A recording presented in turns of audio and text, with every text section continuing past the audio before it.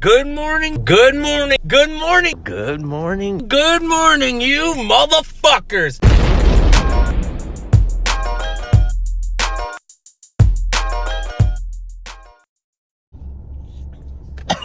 Well, good morning, boys and girls, cats and dogs, mothers and lovers. Same shit I say every single morning or afternoon, depending on when I film these bad boys. So, it is Sunday morning, Sunday,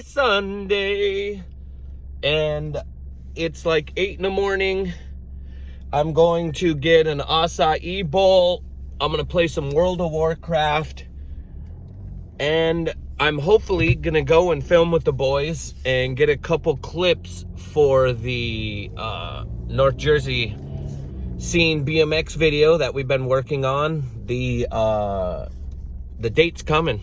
The time's coming.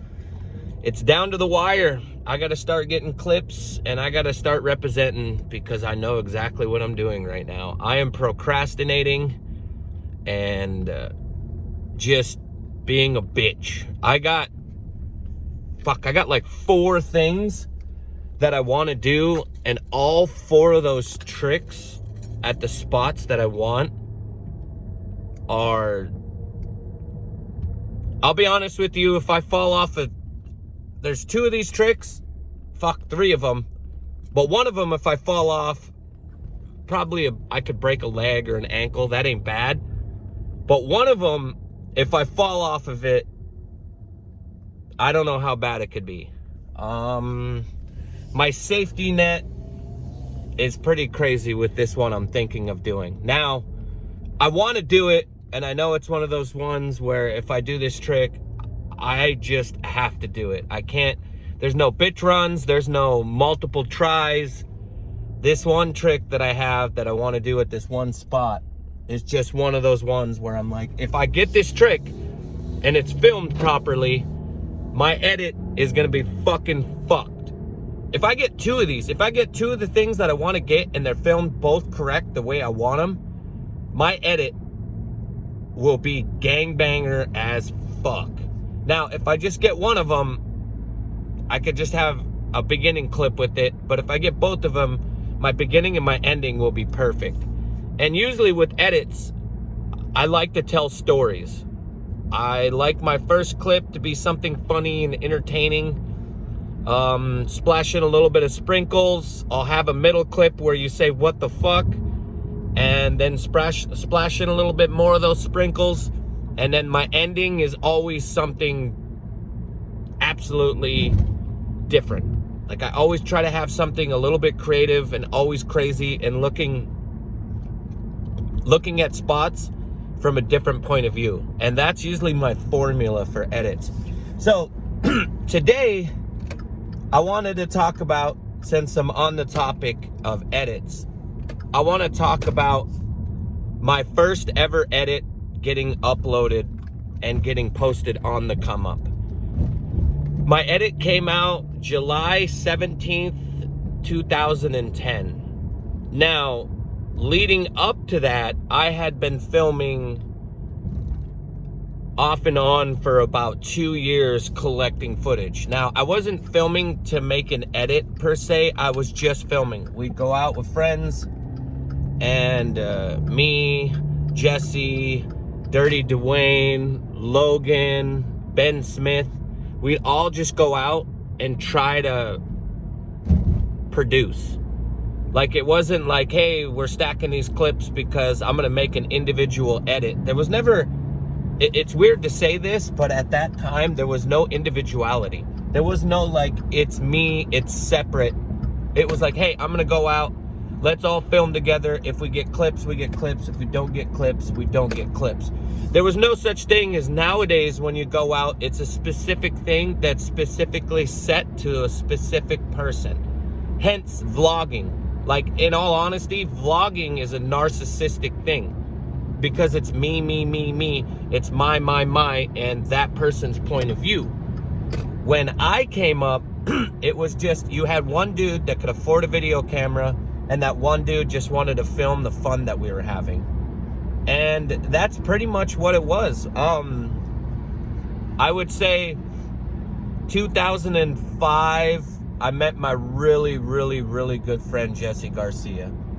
And what's funny is when I first met Jesse Garcia, we were at the local trails and he was like 12 years old. So he reminded me of myself when I was 12.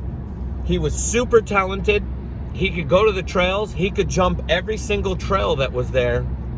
And he was at that point where he wanted it. Like, you know, when you go somewhere and you're at the skate park and you see a kid and he's around all types of people, but he just doesn't have that drive and he doesn't understand like what's next because he doesn't have anyone to hang out with. This is what Jesse Garcia was. So my friend Chaz brought his nephew around and his name was Jesse.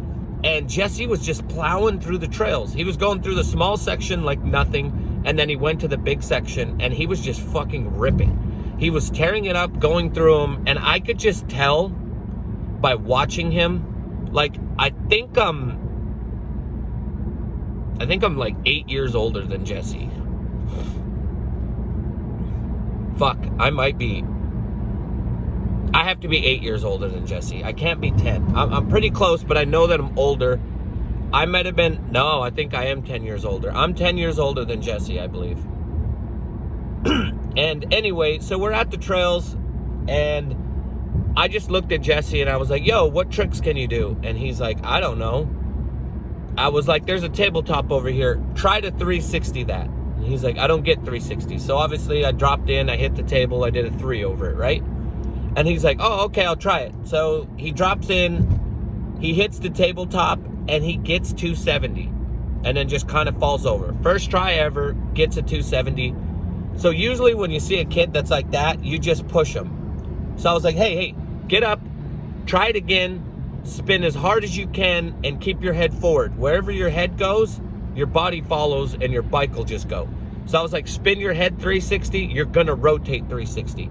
So he drops in and he spins and he gets a full 360 rotation and he puts his foot down. I was like, holy fuck. We have one of those kids, one of those super talented, hungry little bastards. So I was like, all right, Jesse, hit the table again, 360, keep your foot on, quit being a pussy. So he 360s the table, lands it. All right. So a couple hours go by and I look at Jesse and I'm like, hey, Jesse, I'm going to need you to 360 the biggest jump at the end. I'm going to need you to 360 the last jump at the end. And of course, Jesse's like, I don't know if I can do it. I'm like, man, you're 360ing the tabletop like nothing. You're jumping through the big section like nothing. I was like, all right, if I 360 the last one, will you 360 it? And of course, being 12 years old and pressure, I'm going to talk him into it. So obviously, I drop in, I get the whole section done, and I 360 the last one. And Jesse's like, all right, fuck it, I'm gonna do it. Jesse drops in, gets through all the section, goes to 360, and spooks himself. And now, you know, at trails, there's some times where you can wiggle your way out, and there's other times where you're just absolutely fucked.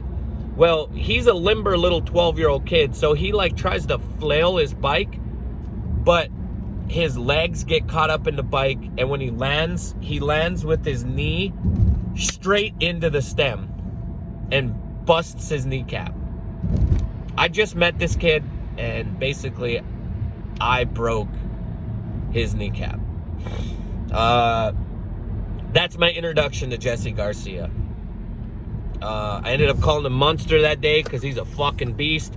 Fast forward from that day, and let's just say it's 2006. 2006 was the year where I didn't give a shit. All I wanted to do was hop in my car and drive to California. That's what I would do.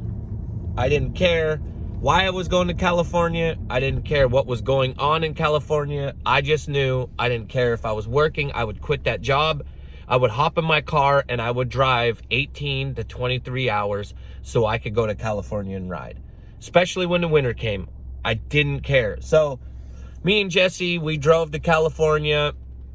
Actually, we went and did a bike show with a couple of these guys in Bozeman, Montana, and they were saying, hey, you guys want to come with us? When we got done with the show, and we're like, where are you guys going? And they're like, we're going to California. We're going to Woodward. You guys want to go? And I looked at Jesse, and Jesse looked at me, and Jesse's like, yeah, let's go. I was like, all right, fuck it. Call your mom. Tell your mom that we got invited to go to Woodward, and we need to go there. I was like, I got $200 in my pocket. I think I had $180. And Jesse was like, fuck, I got no money. I was like, all right, call your mom and see if she can wire us some money. Jesse's like, all right, perfect. Jesse called his mom. His mom's like, you got school next week. And then I was like, yo, put your mom on the phone. I was like, look, this is a once-in-a-lifetime chance. Jesse's going to get to go to Woodward. We can go there for free. You don't have to pay like $2,000. Can we borrow your brand new car, which she had a brand new 2006 Impala. I was like, can we borrow your car and can we go to California for a week? And she's like, how much money do you got? And I was like, I got a few $100s. I was like, is there any way that Jesse can come off of work for 1 week, or school for 1 week, and then will you send us some money? So she sent us $200. We waited a few hours. We got the money wired to us. Jesse's dad gave him $50. Jesse had like $250. I had $200. That's $400 all together. We had no plans, nowhere to stay, and we were going with dudes we just met. And we went to California. We went to California. We got there. The guys we went with ended up being assholes to us. And I was like, you know what, Jesse? We don't need to hang out with these guys. Who the fuck wants to go to Woodward? That shit's gay. Let's go and hang out with Eddie Cleveland. So I called up my friend Eddie. We met up with him. We went to Tip Plus. We got all kinds of brand new bike parts. We went and hung out with the Primo team. And that pretty much lit a fire under our ass, because those guys were filming, like Eddie was filming for Fit Bike Co. and the Primo dudes, some of them guys were on Cardinal bikes. It's funny. If you've been around long enough, you guys will remember Cardinal bikes. Remember the dropouts? Instead of putting your wheel in this way, you put your wheel up this way, so you didn't have to tighten or loosen your chain. Anyway, after that trip, oh, that trip's funny, by the way. We ended up running out of money and ended up having to sleep in a parking lot and got stuck in Las Vegas. And we had to call Jesse's mom, and she had to ship us $80, so we had enough money to get home. But we didn't give a fuck. We went on that trip. All right, so anyway, the reason I had that long story talking about Jesse is Jesse had a video camera, and Jesse had been making videos of us. And we had just been going to Spokane off and on. We've been going to Missoula. We went to Kalispell. We went everywhere and just kept filming. And I ended up stacking like 30 clips. And Jesse was like, yo, I'm going to make a summer edit of you. And I was like, oh, that's fucking awesome. I was like, okay, can I choose the song? And he's like, yeah, you go ahead and choose the song. And he's like, I'm just going to edit it. And then when I finish it, I'll just upload it. It'll be done. And then you can watch it. I was like, yeah, but I want to see. He's like, nope. I have all the clips. You figured about all the clips that we put in there. I'm just going to film this fucking thing and put it together. And then it's done. And I was like, okay, whatever. Right? So Jesse called me to his house, and Jesse was like, hey, look, your edit's done. It's finished. I uploaded it. Come check it out. So what I'm going to do is at the bottom, I'm going to link this edit, and this edit will be at the bottom in the description. You guys can go and watch this edit. So if you guys pause the video right now, you can go down and watch it, or actually finish this video, then go down and then watch it. But so Jesse's like, come over to my house, come check the video out. So I drive over to Jesse's house, I park, knock on the door, I get inside, we have a cup of coffee, open the computer, and it was called Ricky Lopez's Summer Edit 2010. And in the description, now this video that I'm going to show you when you guys go down and click on it, this is the second time this video has been uploaded, because the first time he had a different Vimeo account, and in the description he said this is Ricky Lopez, aka Montana Ricky, and this is when Montana Ricky was born. Now, I got the name Montana Ricky because every single time that I traveled out of town, I would bump in to the same people. I remember bumping into this one dude. One weekend I was in San Diego. The next weekend I was in Las Vegas. And then like 3 weeks later, I was in Portland, Oregon. And the same people saw me and they're like, dude, you're that Montana guy, right? Montana Ricky, right? And Jesse was just started calling me Montana Ricky. Like every time we had a blog and it was called saysomething.com, saysomethingblogspot.com. I'll have to find that too, and I'll link that so you guys can go back and see old videos and old footage of me. But Jesse in the description started calling me Montana Ricky. Now, when I heard that, I was like super upset. I just didn't like the idea of being labeled that. Like, I didn't like the nickname. You know, I'm older at this time. You know, I'm fucking 28 years old. I think I'm 27 years old, turning 28.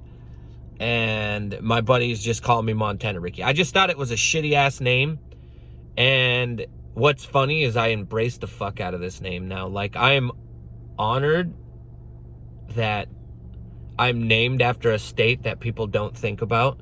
And I'm honored and super privileged that I am Montanan. So it's an amazing name. At the time, it sucked. So I remember him pushing play on the video. And the beginning part is obviously the same shit, goofy, dumb shit. I watched the whole video and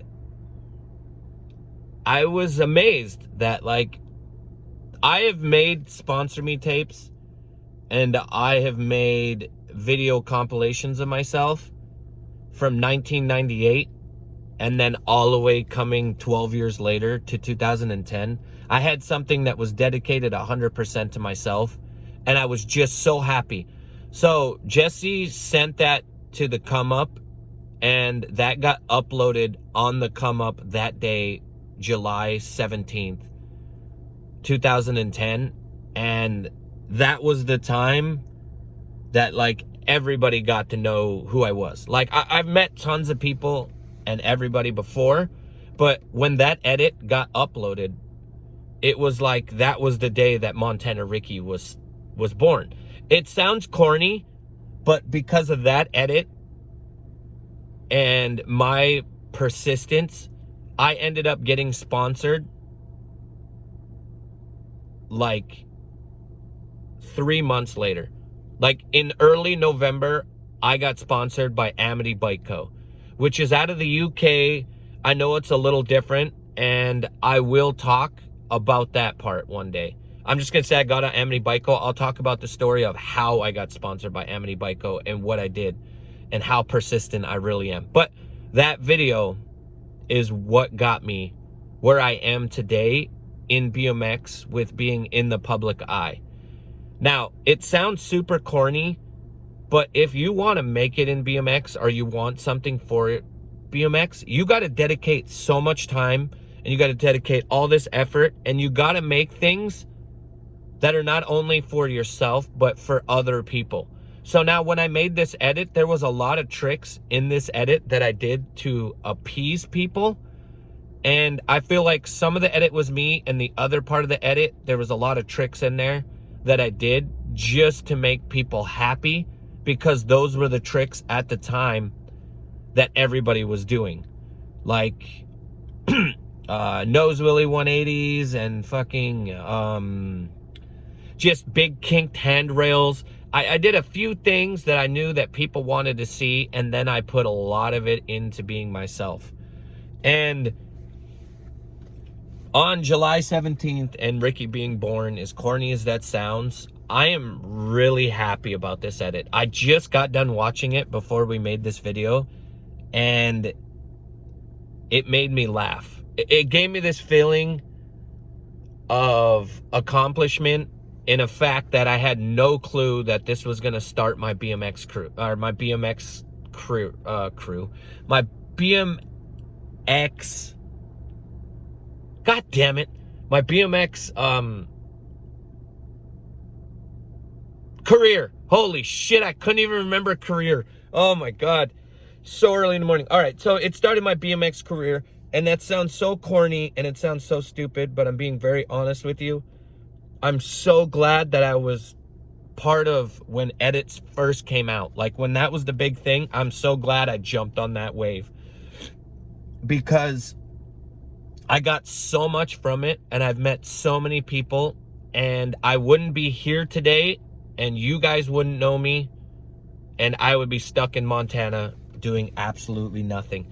So all you kids out there, edits are super, super important. If you're going to make an edit, put good music to it. Don't put any of that rap crap bullshit that everybody hates. You have to realize this. If you're making an edit for yourself, put whatever song that you like. If you're making an edit and you want people to like it, think of everybody as a whole. Don't just think of what you like. And number 3, if you're making an edit and you want to get sponsored, you have to make an edit to somebody that's older. Somebody that owns a company isn't your age. So those people that own that company aren't going to like the music that you like. You have to think about that. Think about it psychologically smart, and think about it as like in a resume. When you go to talk to somebody, you might be 19 now and you're making an edit. The people that own that company, the youngest they're going to be is 35. A 35-year-old, when they were your age, like Wu-Tang was the shit. Think about that, okay?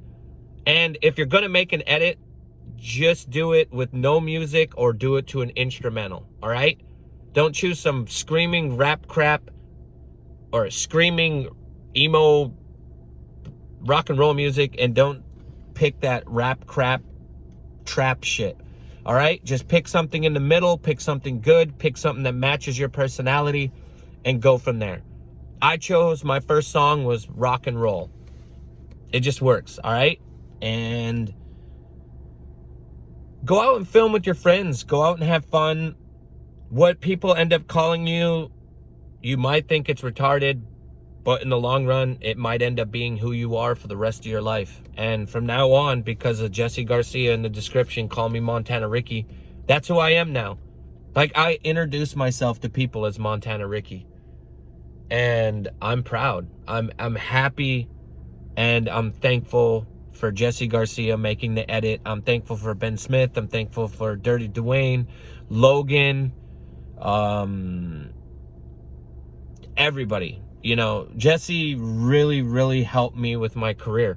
Obviously, I have other people that I need to thank with my career, but every single year of your life, in your BMX life, every summer is a new chapter, and there's somebody that's going to help you build who you are.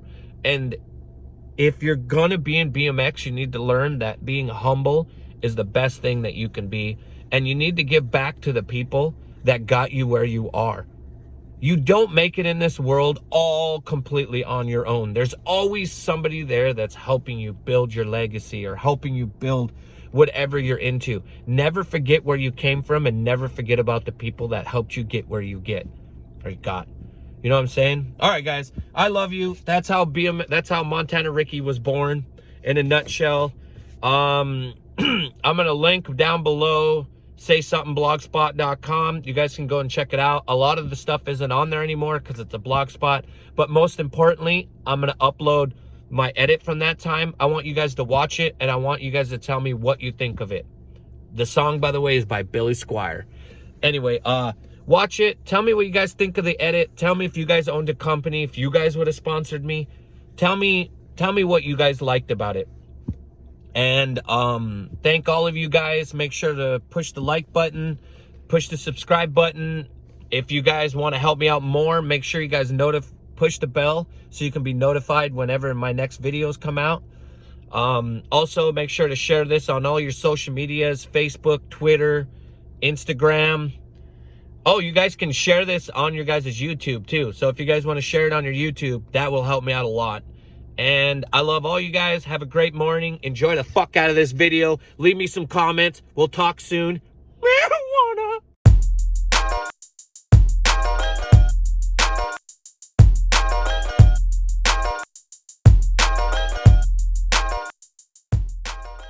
And marijuana.